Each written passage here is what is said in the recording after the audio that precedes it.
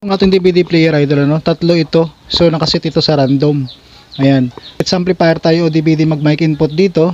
Magkakaroon siya ng score. Pero sa unang lipat natin dito idol, pag naka-random siya, pag nag-score dito sa ating DVD player, minsan 0-0 siya, no? So hayaan lang natin mag-update yan siya. Pag na-update na yan, magkakaroon na ng score yan katulad nito. Ayan.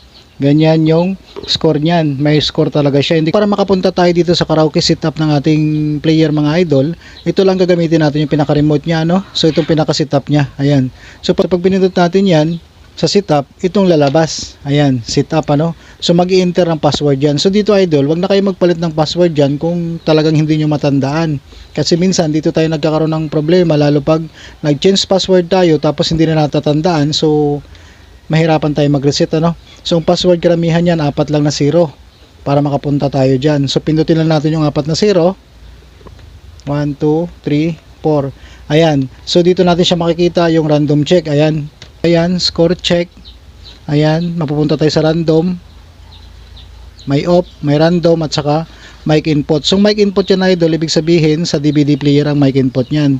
Pero pag naka-random, kahit saan tayo mag mic input, magkakaroon siya ng score.